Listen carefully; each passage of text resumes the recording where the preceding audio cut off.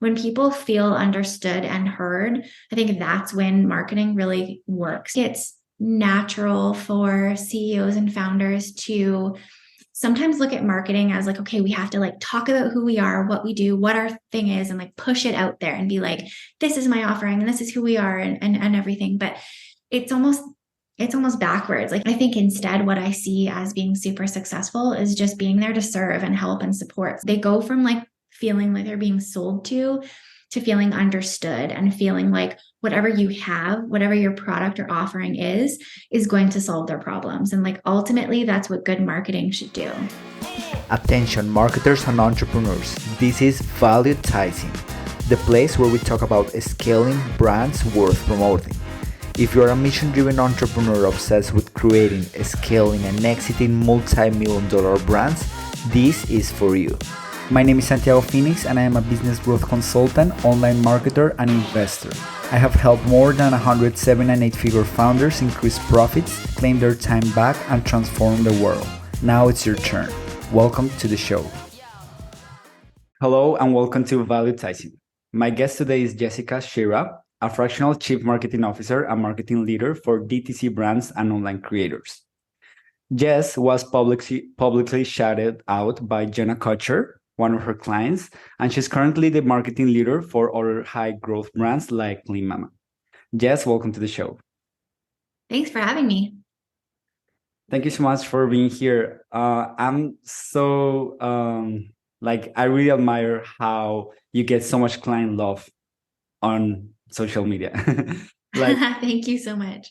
I want to know how you do this, because it's really the dream of a service provider to have clients telling you like, hey, I really want to work with you. I'm looking forward to it. I'm getting prepared to work with you. What do you think is the secret behind that? How do you do it? I mean, I love what I do. I love marketing. I love strategy. And I just have really great clients, and I'm really excited about what we're doing together. So I think it just comes naturally from like having a really great experience on both sides. Yeah. And so do you think it's about like your commitment to results and to client Yeah, experience? I mean, I think like ultimately I'm very passionate about what I do. And so I put a lot of my energy into it.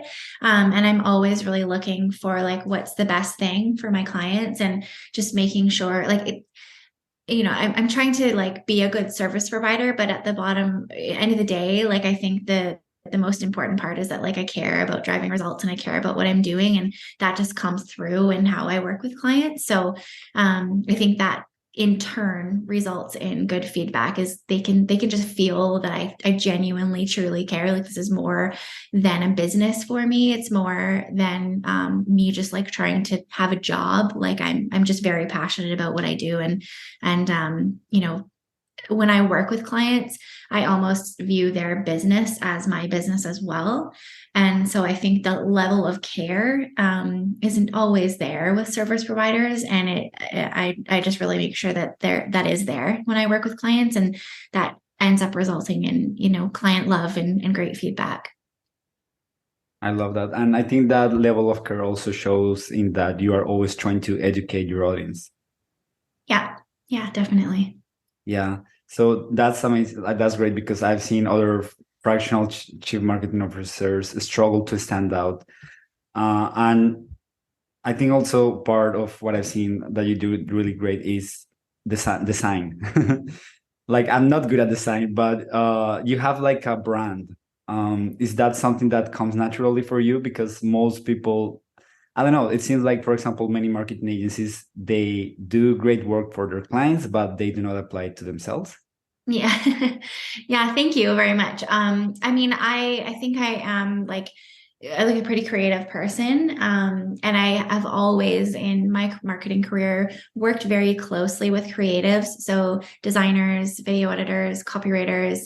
So I think like that the brand presentation is something that I think is really important and can set you apart. So when I was launching my own business, I wanted to make sure that I had a brand that represented who I was and the values that I believed were important when it comes to brand and marketing. So I wanted to keep it pretty simple, but I also just wanted it to be elevated and kind of have a little bit of a premium feel. And I did it myself. I have a little bit of design support and copywriting support now. But when I started, it was really just me. So I wanted to keep it simple and something that I could continue to execute on by myself. That is great. Yeah. So tell us a little bit about the Fractional Chief Marketing Officer position, because I think it's pretty new for most people. Yeah. So I think, like I say to potential leads when I'm having conversations, like at its core, the fractional CMO role allows you to have strategy in your business at that right size. So a lot of companies are just not at the size where they need a full-time CMO. And what I see happens is sometimes they'll bring in someone to lead their marketing, but they're trying to look for one person to kind of do it all. They want someone to do the strategy, but they also want them posting on their social, and they want them sending the email campaigns and doing the paid ads. And they're just looking for this unicorn of a person that I don't really think exists. And so the fractional CMO role allows them to bring in someone who's highly experienced in their industry and highly experienced in building marketing strategy and building teams. But they can bring that person in for like just the amount of time that they need, and they can do it on a smaller budget than they would need if it was, a full-time hire. Yeah. So what would you say when is the right moment to start thinking about a fractional CMO?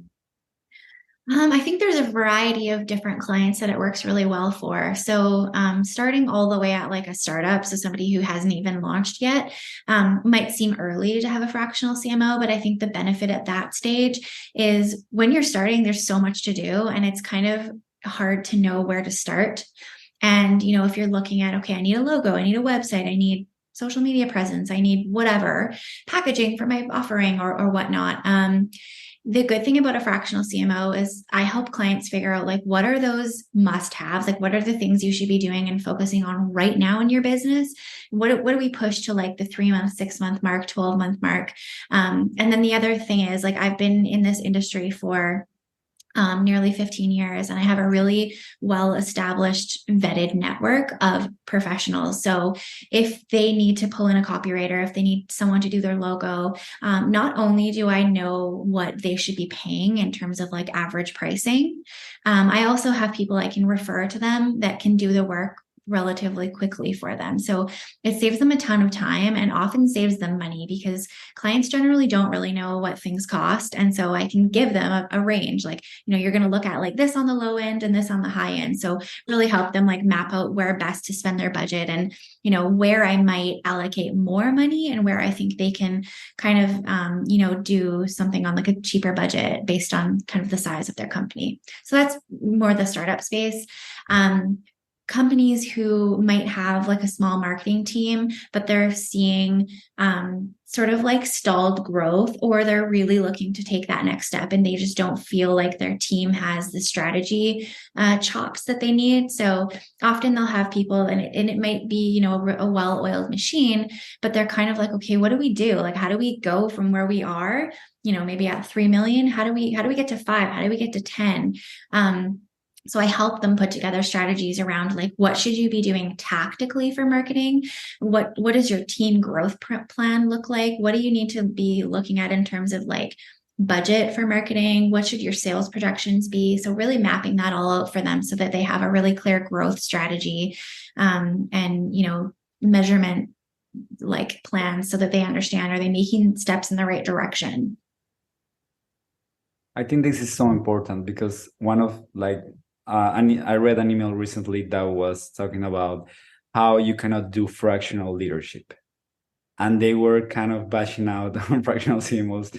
And I think it was just because it's just they were expecting the fractional CMO to come in and do the work.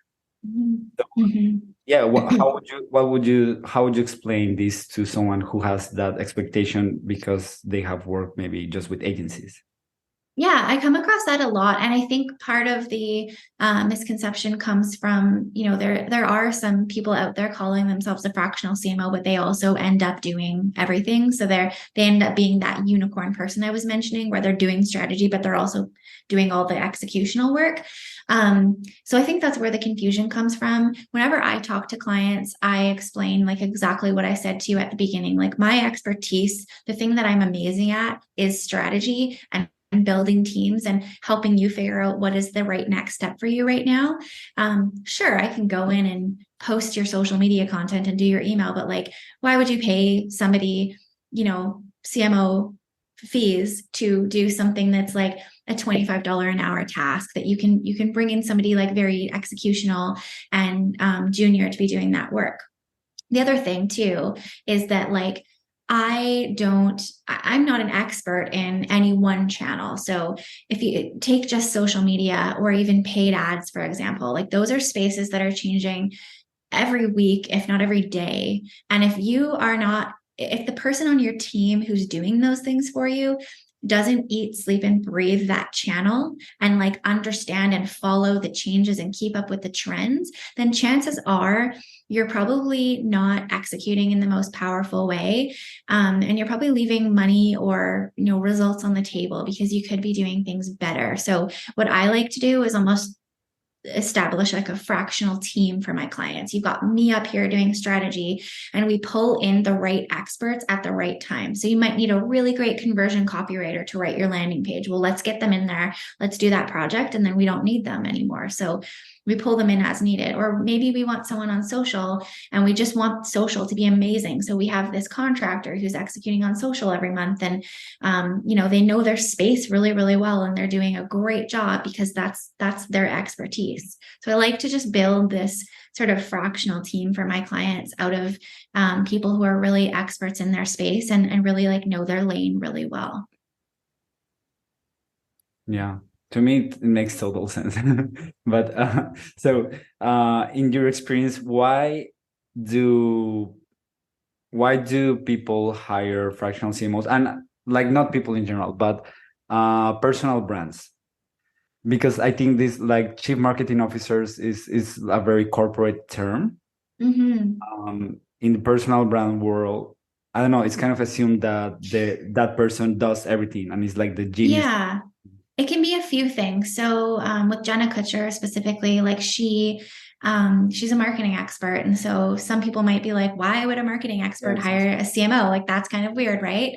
But she talks about it in a podcast she recorded not too long ago about us working together. She talks about how, up until now, when she started her business and up until bringing me on, she was the only one doing strategy. So that all fell on her, the strategy, the execution. She has, some team members that she pulls in to do certain things, but ultimately that was sitting on her shoulders, and it really wasn't allowing her to step back and be the visionary in her brand. And it wasn't allowing her much time in her day. Like she's got a thriving business. She's got a lot of different things going on in her business. With her book, her podcast, all of her offerings, it's busy. So she's also got 2 young kids. So for her to have to be leading and doing marketing strategy as well as doing execution and leading the team and all of these things, like that's a lot. Yeah. So pulling in a CMO allows to free up her time, and it allows to, have somebody else taking on marketing strategy. And then on the flip side, there's a lot of creators who have grown over the last, call it like 5 years, prior to Instagram changing. And it was a little bit of a different space and a little bit of a different ball game. And it was, I wouldn't say it's easy. Like it was very hard work to like grow a brand and a business that way. But it was different than it is now. It's even harder now. There's like even more changes. And it's like I mentioned that the platforms are changing daily.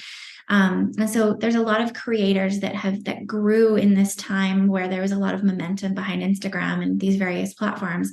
And they're now at this place where they're like, okay, what do I do with my business? Like, what's the next step? I'm kind of sitting here and I've sort of seen this like hockey stick growth, and now it's sort of leveling off, or maybe it's growing, but like not at the rate I want it to be at. So pulling me in, I can help them look at their marketing landscape from like a 10,000 foot view and say, okay, well, what are your offerings you have right now? Like, is there anything we can tighten up in your offerings or your funnel? How are you generating leads? Like, what are you doing on your other marketing channels? So like a lot of them end up being kind of experts in the channel that they grew into. So Instagram or TikTok or something like that. But what are they doing outside of that to really nurture their leads and to drive revenue in their business? And is there partnerships they can consider? Is there, other platforms? Is there just different avenues they should be looking at from a marketing perspective? So I'm really helping them formulate like a cohesive marketing strategy that ties everything together. Yeah. Yeah. And like, I think this also has like the effect of neglecting that. We also see it in like when creators burn out, like Vanessa Law. Yeah, it's Yeah, a lot. it's crazy. She had to step back from her business, and it also happened once for Sonny Lenarduzzi. Mm-hmm. It's crazy. I don't know. Yeah, like it's like this personality business is all centered around you, which I think is a huge pressure on them. Yeah, it's a lot. And to constantly have the inspiration to come up with content ideas and to be keeping up with like the changing platforms, and it's reels and now it's carousels and it's AI chatbots, and like, there's a lot to keep up with. So I think, hiring a CMO really helps alleviate some of that pressure and hopefully gets them to a space where like it's how it used to be for them. Like they're invigorated by content creation and they love it. And it like, I remember my initial conversation with Jenna, and I was saying to her, like, my goal is that you love your day to day. Like we carve out and create your role, like take all the things you're doing, look at everything that's on your plate, and how do we like take off everything that drains you and everything that's like administrative or marketing that you don't really want to be doing, that doesn't light you up. And how do we make sure that the only thing left on your plate is the stuff that like lights your soul on fire and that you love, and you wake up and it doesn't feel like work. And that's my goal, is to create that for my clients. She must love you for that. I mean, that's the dream. That's the dream. Yeah. We all want that, right? Right. But you are also very creative, right? Like, how do you manage that operational side of things? Because like normally people are more like a visionary type or operational type. Yeah, with help. So when I started my business, it was just myself. But I have a few employees now, and specifically one in particular that does like all of the operations and account management and all the detail things. So exactly like I was saying for Jenna or for all of my clients, like I'm carving out and making sure that like what's on my plate is the stuff that I love doing. Like I'm amazing at strategy, and if I can spend 99% of my day either doing strategy or networking or things like this that are like really invigorating and fill me up, that's the goal. So I'm lucky that I've got some amazing support on my team now, and I hand over a lot of that administrative sort of management stuff to my team. I love that. Yeah, once I saw a quote that said that the real purpose of delegation is being able to be yourself. Yeah, totally. Yeah. Awesome. So I also work with a lot of coaches, consultants, and like creators. What are those things that you see that are holding most of them back from growing? And yeah, what are those things that are keeping them stuck? I think in general, across the board, what I'm seeing with clients, I mean, I would say there's probably two things. So my smaller clients that are up until now have like owned the marketing. So it might be a CEO or a founder or a creator who has sort of owned and led marketing. There can sometimes be a little bit of a resistance to like hand the reins over to somebody because they're just comfortable. Like they've been doing it for so long. They know their industry, they know their target market. There can sometimes be hesitancy to sort of hand over the reins, which I think can ultimately get in the way of their growth a little bit. And it doesn't free them up to be focusing on like the vision of their company and really be like thinking about sort of the longer term future and where they want to go. So that can get in their way a little bit. And then, yeah, I mean, I think the other thing that I see too is trying to do everything all at once. So often when I come on to a new client or a new account, what I see is the team and them, they're spread so thin. They're trying to be everywhere on all the platforms. They're trying to appeal to everybody. And I see sort of a bit of a like, we are for everyone and we're going to be everywhere. And I think that it ultimately ends up hurting them. So when I'm starting with a new client, one of our goals is always to figure out like who really is your target market, and let's get really specific, and let's talk about sort of, you know, the little niches within your target market, and who is that person and what is their pain points, and how do you solve some problems for them? Who are you for them? Like, why do they go to you versus anybody else? So I think that's super important. And then just making sure that like their offerings and their product are just clearly differentiated, and you know, they're standing out in a way that's really unique to them. And then from a marketing perspective too, looking at like, where are they? What channels are they focusing on? What tactics are they focusing on? And really trying to pare it back and do, instead of trying to do everything, trying to do less, but better. Yeah. And well, do you ever get this resistance or of I just want to help everyone because like they're big-hearted creatives? Sometimes, yeah. But I think, you know, the people that I see really succeed well understand the value in speaking more directly to a specific niche. And it can change too. Like I specifically with creators as well. Depending on their industry, like they can be talking to one customer one day and another the next. So I don't think it's necessarily that they need to have blinders on and only serve one type of person, but I think it's just about like making sure that when you're talking, you're really addressing that one person and their pain points. And then the next day, it might be a different type of target market within your realm, but that you're being specific, because when people feel understood and heard, I think that's when marketing really works, because it sort of connects with their personality and their soul on a deeper level. And they go from like feeling like they're being sold to feeling understood and feeling like whatever you have, whatever your product or offering is going to solve their problems. And like ultimately, that's what good marketing should do. That's so key. And it's also hard. Yeah. Yeah.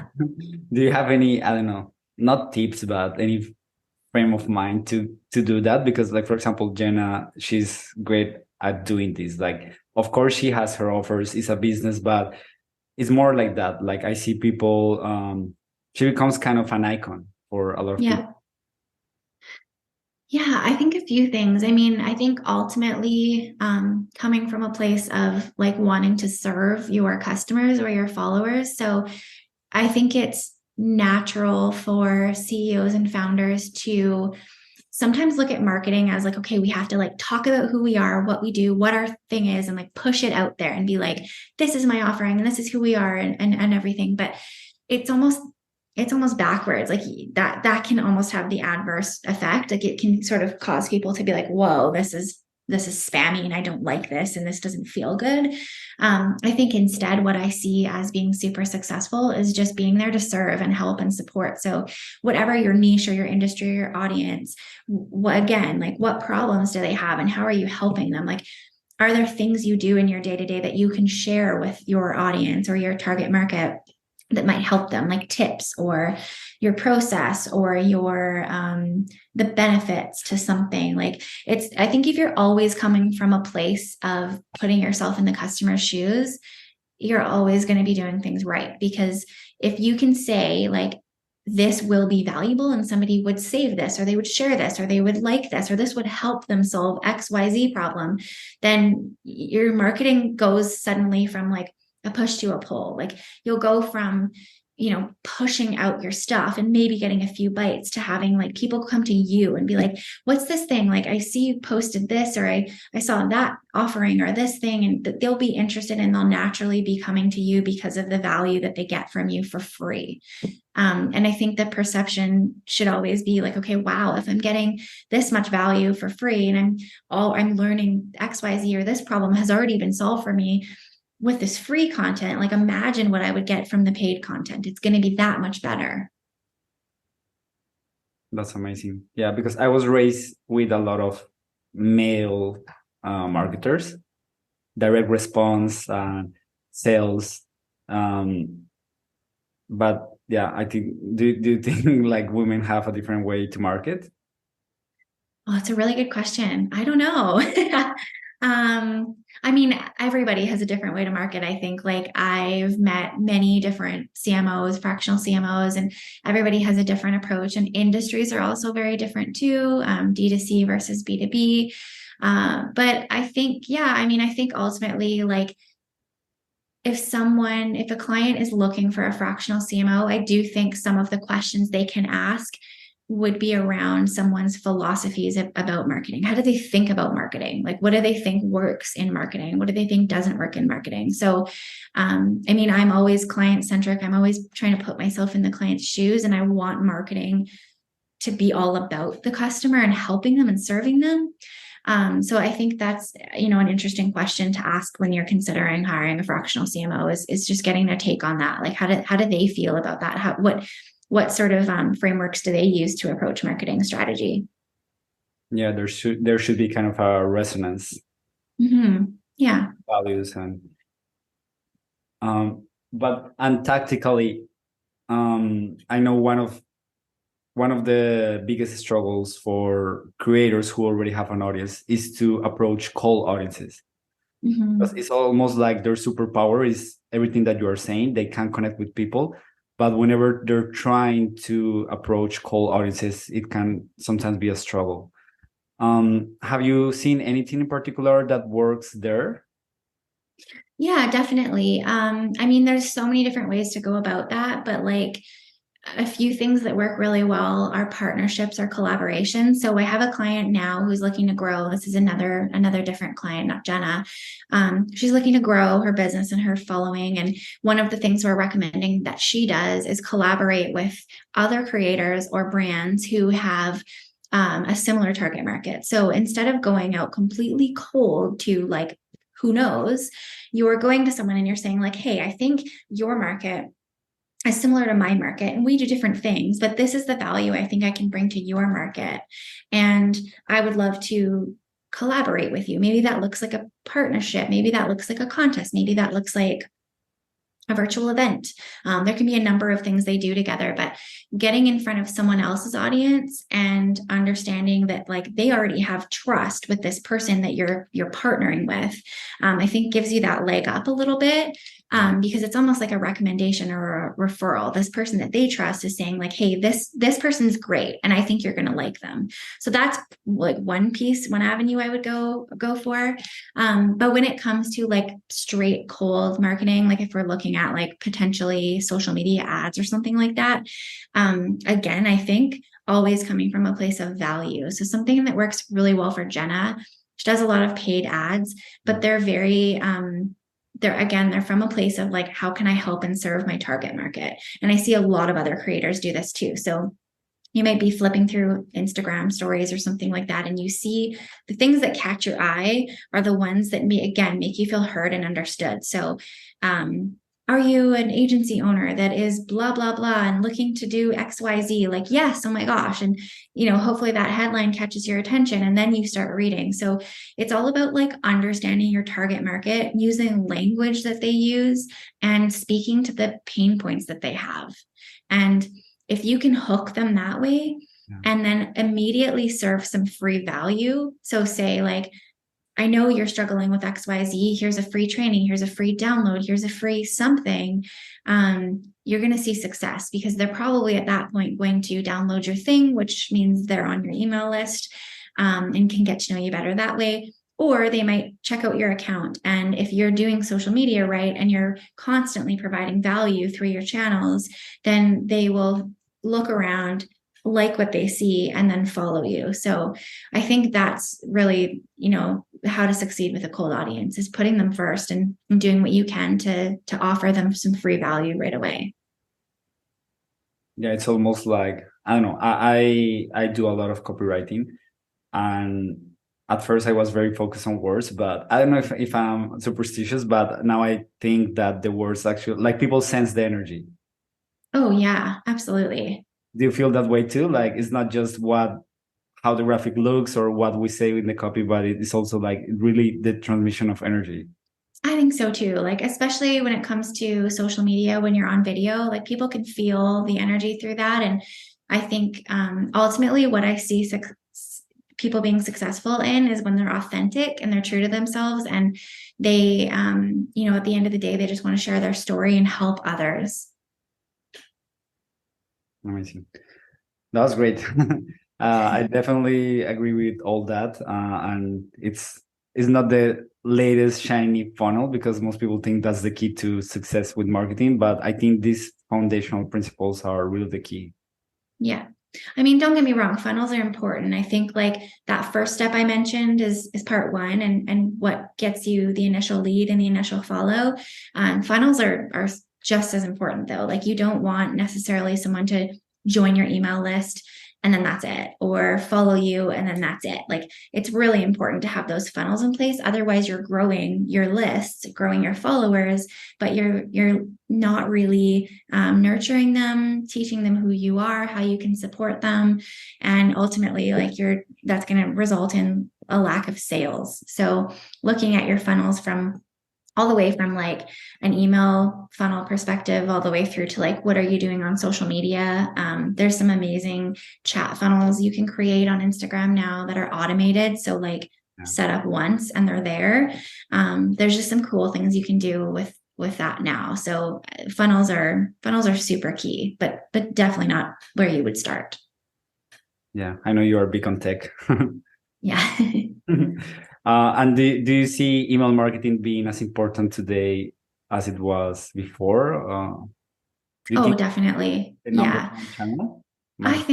I mean, potentially, yeah. I mean, if you think about it, like there always seems to be a new social media platform coming up, and then things are changing all the time on social. And we've seen over the last couple of years when there's been a blip and you can't get on Instagram for the day or whatnot. And I think what I love about email is it's an owned audience. Like you can directly speak to those customers at any point in time. Whereas social media, if Instagram, went away tomorrow, how many people's businesses would go away with it? And I think that's the part that can be scary. So email is like critical, and you always want to be building that list, especially if your business relies on like volume of customers and getting in front of them on a regular basis. Would you like a custom plan to scale your business? If you want to increase profits without adding more complexity to your life, go to myplantoscale.com and get our free scaling guide right now. It will help you get clear on your business and life goals, ensure your business is optimized for growth, and simplify your schedule so you can focus on what truly matters, making more money while enjoying life and changing the world. Now, back to the show. I want to talk a little bit about your fractional CMO school. Yeah. So what is it?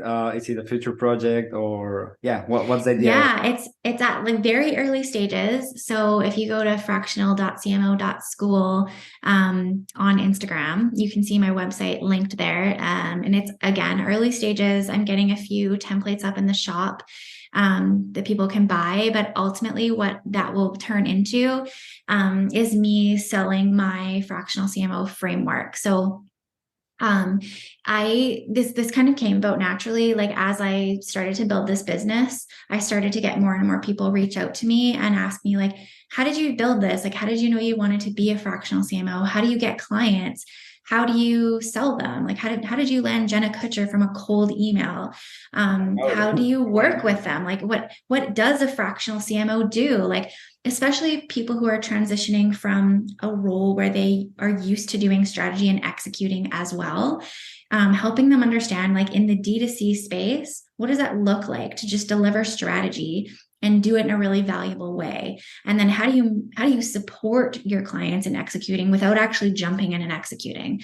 So eventually, in the near future, I'll be releasing a course that shares all of this and talks about that. So if you find me on Instagram, for Fractional CMO School, you can sign up for my email list, and I'm going to be doing like a kind of a beta launch in the near future. That will be sort of a lower cost offer just to get some feedback on the course and, get a few people through it. That's great. And for someone who is curious about fractional CMO, but has heard about marketing agencies, what would you say are the biggest difference, and why should you pick one over the other? Yeah, I think there's a few things. So when it comes to agencies, there's obviously like the agencies that specialize in one thing, like paid marketing or social media or something like that. I think that's an obvious difference. Like they just do one thing really, really well.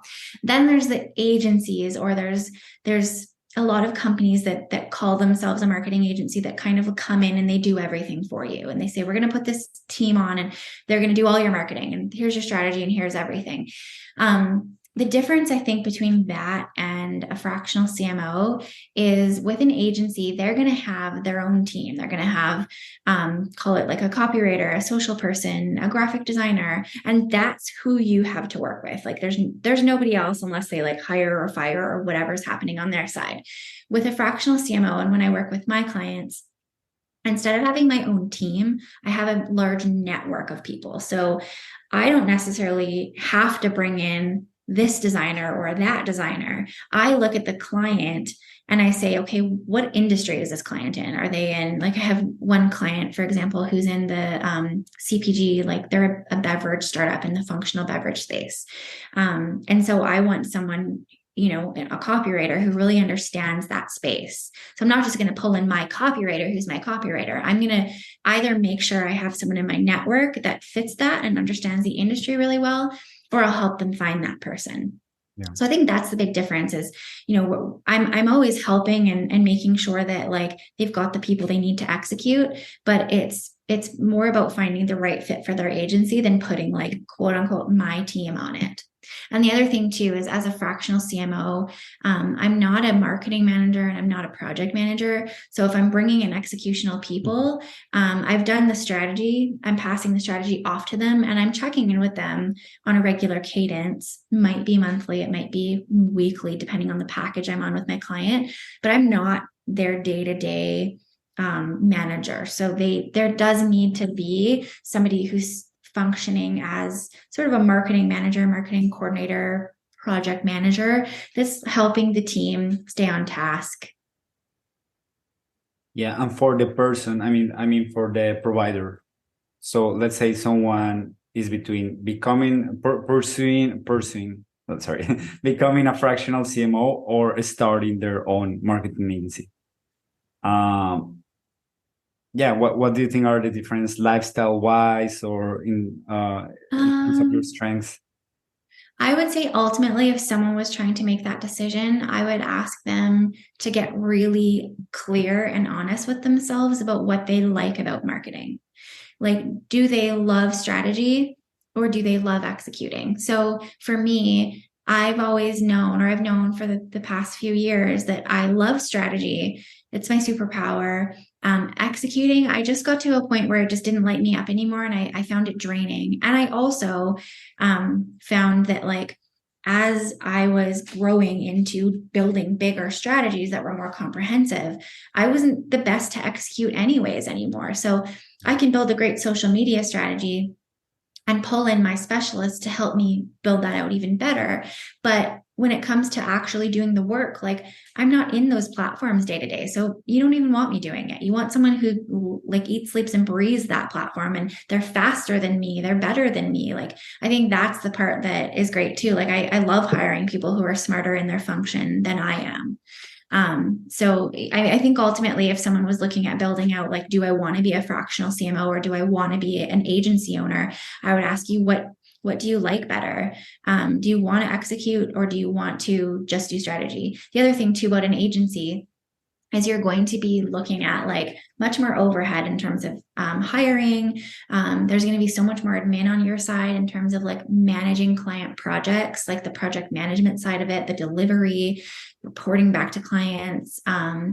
You're going to be constantly looking for experts to fulfill on the client work. So depending on the strategy you're laying out, like, it's on you. If you're going to be a do-it-all agency, it's on you to make sure you have the right team in place to actually do the strategy you're building. Whereas the difference with me is if we don't have the right team, we collectively as a team, myself and the client, we build that together. So it's not like I always have to have that ready and waiting. It's very different, for sure. Yeah, very different. Yeah. And what about like a marketing consultant? Is it the same or is it different than a fractional CMO? I think it's different. I mean, I see a lot of marketing consultants as like, they are often brought in to solve a bigger problem or one problem. Like if you look at, for example, there might be like, a lot of the bigger companies I worked at, like Lululemon and things like that, we would have consultants all the time. Like there might be, a paid ads problem we want to sort out, or a website thing. And we bring in a consultant to like just deal with that specific scope of work, come up with a solution, get it done, and then they, move on. Yeah. The difference with that between a fractional CMO is that a fractional CMO actually is like a very integrated part of your team. So instead of just dropping in and doing the one thing for you, I am like shoulder to shoulder with the rest of the executive team. So the CEO, this, person heading up sales, the person heading up product, whatever the team, at that executive level looks like, I'm working alongside them and understanding like, where is the company at right now from a macro level, and what is marketing's role in, bringing us along to where we want to get to. So it's much more immersive, and it's much more, part of the team, and it's kind of looking at things like more cohesively than a consultant would look at. Like a consultant's just going to come in and solve the one problem. I would come in and really be looking at marketing as a whole landscape and figuring out like what are the things we need to be focusing on right now. Often actually, like I might be hiring a consultant, like, hey, we have this problem that we've identified, or this is a big priority for us, like, can you come in and do XYZ project for us? I think that's important because marketing is always changing. So yeah, you do need someone who is who has like longer term commitment. Yeah, definitely. Awesome. So and do you think the hustle culture dropout, I mean, did that influence you going into the fractional CMO career? It definitely influenced me starting my own business. Like I mentioned, I worked in corporate for years before starting my own company. And I loved it, but ultimately, like, I just always would hit a wall. Like I love work, and I sometimes would have a hard time shutting off. So I'd find myself at the office at 10 o'clock at night. And it wasn't like out of the norm. Like a lot of our team would be there still. So I found with like how I work, and also just pressure from being in bigger companies, and it was almost just sort of a perceived expectation that like you work really long hours and you do what needs to get done. And ultimately I just found like it, not only was I like not making enough money when you broke it down hourly for how much I was doing, but I was really burning myself out. And, the person I was when I would come home to my husband or friends, like it just wasn't who I wanted to be. I wasn't happy. And it was like I was giving everything and like leaving everything I had at the office, all my energy, all my passion. And I didn't have anything left to give to any other part of my life. And it was just such an imbalance. So after having kids, I just knew that I wanted more balance. I wanted more flexibility. I wanted to just make sure that like my life and like what I was building was more of a balance. Like it wasn't just all about work and what I did for a job. And so that kind of led me to pursue starting my own company and stumbling into the fractional CMO space. Like it's not what I thought I wanted to do when I started. So it was just an interesting journey of sort of one foot in front of the other. Yeah. Was it hard or scary to make that jump? Yeah. Oh yeah, definitely. yeah, like you go from having a salary, a great salary and benefits and all of these things and travel like around the world and like just all these cool perks and great, coworkers to work with to like, okay, can I do this? What if I don't find clients? What if I don't make any money? What if I fail? And I think like ultimately I I had a lot of great support from friends, from my family, my business coach, and I think ultimately what gave me the courage to take the leap was knowing that I do have such a strong background, and I kind of, with a friend of mine who's a coach, I walked through like, okay, what's the worst case scenario? What if all of my fears come true? Like, what if I fail miserably? I'm not making any money. Like, what if all of this falls apart? And I think like ultimately where I landed was I'm talented and I have a great resume and I have tons of experience under my belt. And if that truly happened and it was a disaster and blew up in my face, then I can go out and get a job. And so I think that gave me the confidence to just try it out. Like it's something that I have had in my heart since like probably the very first day of my very first job. I worked at a startup and I loved it. I had an incredible boss. My best friend worked with me. Like it couldn't have been a better job. But I still just had this feeling that like entrepreneurship was calling me and it was going to be something I would do one day. And I just knew if I never followed that, I would always feel like something was missing. And I knew it was something I had to give a shot. Wow. So you literally had to face your fears. Yeah. And you do every day as an entrepreneur. It's not easy. Like I remember the day Jenna Kutcher replied to me and she was like, okay, I'm going to call you. And she was texting me like Jenna Kutcher's name was coming up on my phone. And I was like, what? This is insane. Yeah, I remember pacing around my backyard, waiting for her to call me back. And I just couldn't believe it. Like I had heard her on podcasts, followed her on Instagram. And then here she was calling me on my cell phone at home. Like it was wild. So I think it's all about like facing your fears every day and just, it's been like the biggest sort of like mindset and like personal growth journey that I've ever gone on, which has been unexpected, but also like amazing. That's incredible. And do you have any like tips for getting that first client, maybe for other fractional CMOs? Yeah, I would say like my very first client came from my network. So there's a mentor of mine from that first job I mentioned who's just amazing. He's always been supportive of me every step of the way of my career. And what I did when I started this business was I reached out to everybody in my network that was either a friend or a mentor or somebody that I felt, I had a great relationship with. And I just said like, hey, this is what I'm doing now. This is what it kind of looks like high level. These are the types of clients I would love to work with. If anyone crosses your desk that you think could benefit from me, I would love an intro. So I did that via email, and then I set up some calls with a bunch of people that I knew as well.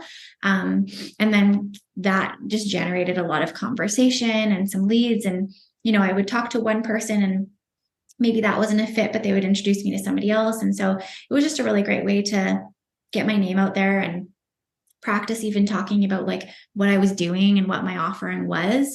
And then that's how I landed my very first fractional CMO client. So tap into your network. Yeah, definitely.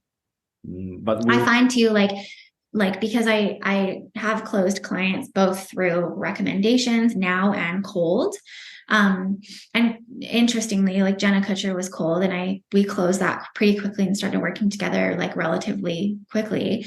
But that's not usually the case with cold. Like with cold clients, it's usually like more conversation. It's a longer decision-making time frame. Whereas people who come from referrals, generally they're not really shopping around. Like usually the weight of a recommendation from somebody they trust, it like carries quite a bit in terms of their decision making. So for me, when it's a recommendation, if it's a fit in terms of like what they're looking for is what I do, and then budget aligns, I generally do close those deals because it's just much easier. Will you ever share that cold DM that you sent to Jenna Kutcher? Yeah, actually, that's going to be in the course that I'm putting together. It's gonna be your bestseller.